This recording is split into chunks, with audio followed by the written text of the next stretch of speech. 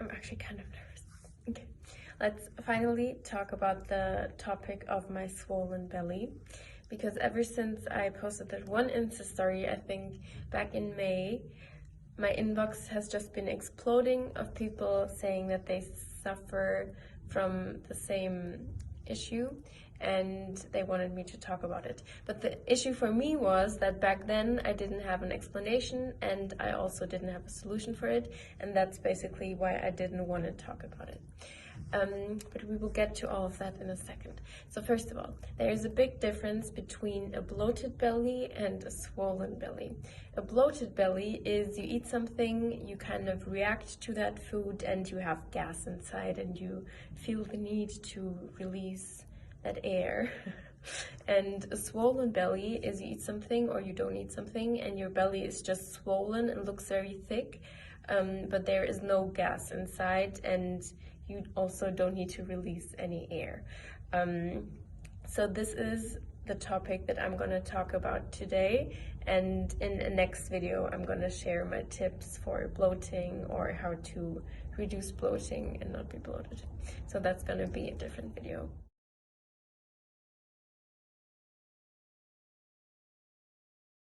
We need to break the poo taboo right here and talk about our poop. But that's a very important topic, I guess, for all of us. Some people might think it's disgusting, but for me it's not, and I actually love talking about it. So for me, the situation was the following. I am very skinny and I have abs, but then basically every day, whenever I ate something, my belly just swole up like crazy and I looked like 5 or 6 months pregnant, although I was obviously not, which was very frustrating for me. And also it didn't make any sense to me, because why would I eat something up here and then it swells up down there? Because I wasn't swollen up here, but rather like at the very bottom of my belly. It didn't matter what kind of food, whatever I put in my mouth, it made me swell up down there. So I knew that I didn't have a food sensitivity. There had to be a bigger problem behind my belly. That wasn't the issue for my entire life. It was only for a couple of months 1 year ago. And also I didn't take any antibiotics or hormones or something that is known to mess up your gut microbiome and just mess up the whole system down there. I was not taking any of those for years. So there was nothing I could pinpoint and say, yeah, that's the reason why I'm suffering right now. But it was definitely impacting my mood and my work life also, because you have to imagine, if you are just used to look fit and have abs, etc., and then you are booked for a photo shooting because people want to have Pamela on the billboard, and then you know that out of some reason that you cannot explain, you might just look super swollen. That kind of put a lot of pressure in my mind, because I knew I wasn't supposed to look that way and I didn't want to look that way. So it was kind of hard for me during that time, but I'm very glad I figured it out. So I talked about that issue with my natural doctor, who has a very holistic and natural approach, and he recommended me doing a poop test. So I basically put my poop inside of a little container and I sent it to a laboratory and they analyzed my poop. Analyzing the bacteria stems, if everything is in balance, what the ratios are, the pH level, if there is blood in my stool, all those kind of different things that might be happening in my gut.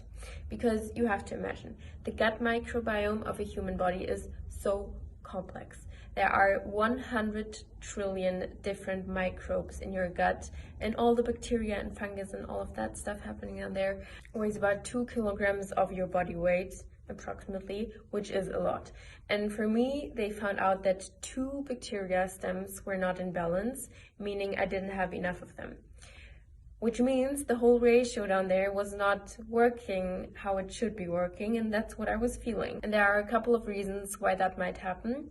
Number one, as probably everything in life, stress is hard for the body and is able to get your body out of balance. I think for me, for my body, the stress factors were more traveling, flights, working all the time, and then also not sleeping enough. So nothing that sounds really bad on its own, but probably the combination out of all was kind of too much for my body. Number 2 is nutrition, and you probably know that my nutrition is very healthy and I love my healthy food. Because, for example, refined sugars are known to bring your gut microbiome out of balance, and my nutrition is has a very minimal percentage of refined sugars, so that wasn't the issue for me. During that time, I was kind of changing my diet from a mixed kind of diet into a very plant-based one. I always had a very easy time digesting meat, and I know that eating meat is nothing hard for my body. I always feel good after eating meat. It's not something that I suffer from. It was more for the environmental reasons that I decided to go more plant-based, and I would say during that time I was eating about 95% plant-based. Might be working for some people, but for me it was not really working. At least my gut was not able to adjust to it that quickly. And I also know that I always had a hard time digesting beans and lentils and chickpeas. It's just nothing that is very easy on my body. And then upping that intake, because I wanted to substitute my meat with that, was probably just too hard for my body, in combination with the stress that I had from my life. I feel like I need to cut things short. Okay, so what's the solution? Basically, there are different ways to treat it, but for me, because there were only two bacteria stems missing, it was enough to supplement those bacteria stems with pills. If I swallowed those bacteria, they would multiply in my gut and grow stronger again, meaning over time, everything would be in balance again.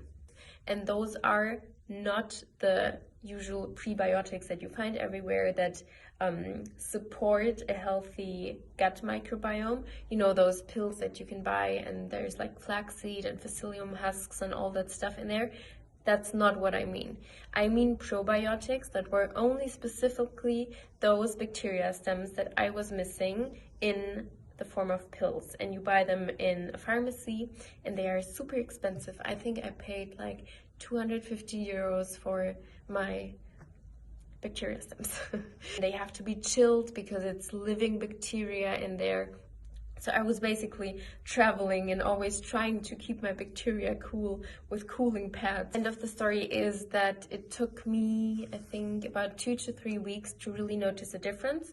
But then I was able to eat, and my belly was not swelling up anymore, and I was able to eat more and more and more, and I was still having a flat belly and not suffering from any swelling. And by the end of the day, of course, my belly was a little bit thicker because there was food inside, but not unproportionally swollen or big, which made me so happy. I think it sounds very superficial to say, oh, my belly was flat and that's why I felt happy. No, the gut is also known as the second brain, and it has so much to do with your mood. I know the downside of that video is kind of that I cannot recommend something to you. I cannot recommend you a supplement, and I cannot recommend you a pill, and I cannot really say what you have to do right now. Everything that I can recommend is, if you feel like you have a problem, maybe consider doing a poop test.